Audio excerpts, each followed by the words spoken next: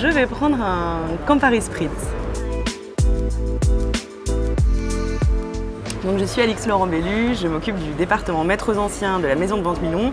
Donc j'organise les ventes consacrées uniquement aux tableaux anciens. Donc j'organise 2 ventes par an et qui est un concept de vente où vraiment c'est un volume réduit mais on privilégie plutôt la qualité pour que les œuvres soient vraiment bien mises en valeur et puissent toutes les unes avec les autres, je dirais, se tirer vers le haut.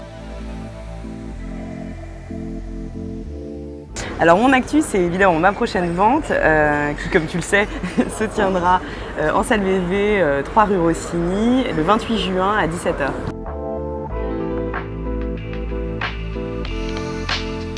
C'est un très très beau portrait qui est par l'immense Georges Romney et qui est un portrait d'Henriette Affine, qui est un tableau absolument fabuleux, incarnation de l'école anglaise de la fin du XVIIIe siècle.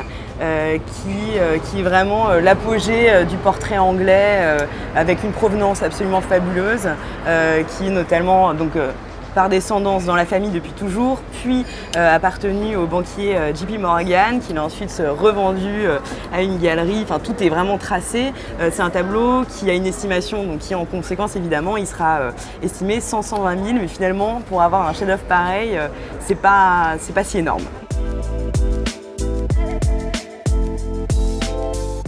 Il y a un lot qui est vraiment un de mes coups de cœur. C'est donc un tableau du XVIe siècle italien qui est une reprise, une version d'atelier probablement de la très célèbre Sainte Famille par Andrea del Sarto, dite la Sainte Famille Barberini, donc qui est un peu l'incarnation une image du maniérisme italien. La version d'Andrea del Sarto, qui est évidemment très célèbre, je dirais, est assez différente de la nôtre. C'est ce que j'aime d'ailleurs dans ce tableau, c'est qu'il a les mêmes dimensions, il a le même support bois qui est vraiment noble, enfin d'ailleurs les dimensions importantes, puisqu'il fait presque ma taille et je fais 1m60, 2. Donc c'est un tableau qui a dans les tons de couleurs qui restent vraiment très très maniériste, tout comme évidemment l'original qui est au Palais Barberini, mais qui a vraiment cet objectif de ne pas reprendre complètement bêtement, mais on sent quand même la sensibilité de l'artiste. Et d'ailleurs avec ces tons de couleurs qui sont très différents, qui sont plus forts, moins mélancoliques, et même des petits détails, notamment dans les jeux de regard, ça n'en fait pas une bête copie qui serait finalement une sous-version.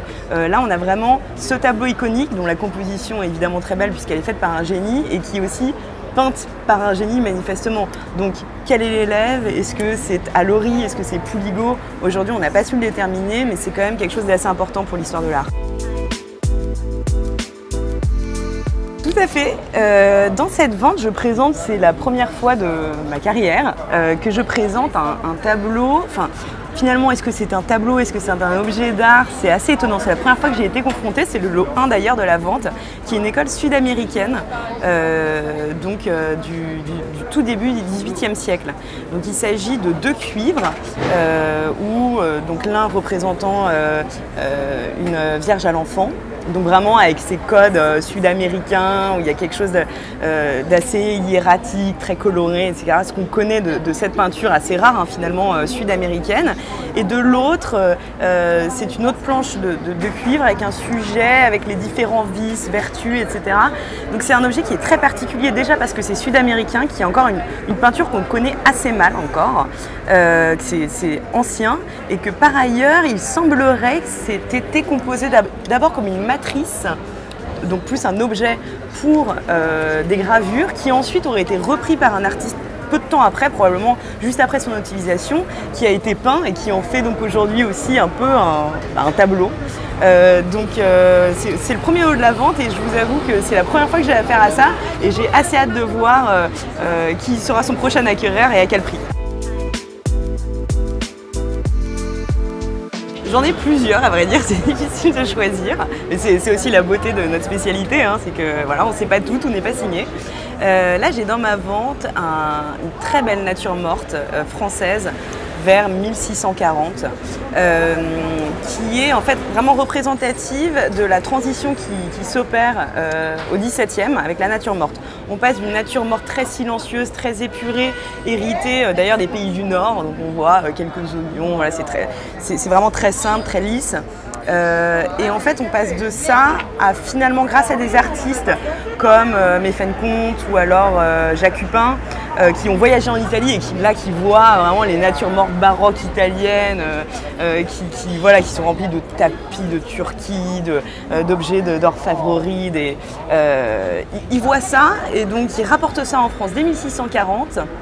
Et lance en fait cette mode qu'on a connue ensuite avec Maud Noyer par exemple, de très grandes natures mortes qui sont vraiment tout l'opposé de ce qu'on connaissait avant, des démonstrations de force, de richesse, ça n'a vraiment rien à voir.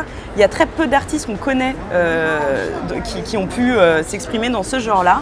Et là, ce tableau, j'avoue que c'est une très très très belle main qui a fait cette œuvre. On voit des détails dans les vases, les plateaux, les bières, etc. Donc c'est vraiment quelqu'un qui sait peindre. Je ne vois pas pourquoi il ne ferait pas partie du trio magique, entre guillemets, de ces peintres partis en Italie et revenus. Aujourd'hui, reste à déterminer lequel. En tout cas, c'est ces grandes natures mortes viriles et j'arrive pas à me dire que ça restera anonyme.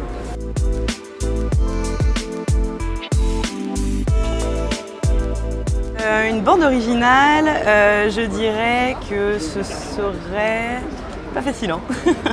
Je pense que ce serait, Eugène Cicero qui a repris les plus grands morceaux de musique classique pour un peu les remixer façon jazz, parce que c'est exactement l'impulsion que j'ai envie de donner à mes ventes, quelque chose d'accorsé ancien, mais finalement montrer que l'ancien c'est encore d'actualité aujourd'hui, on peut les remanier, en faire un truc super cool.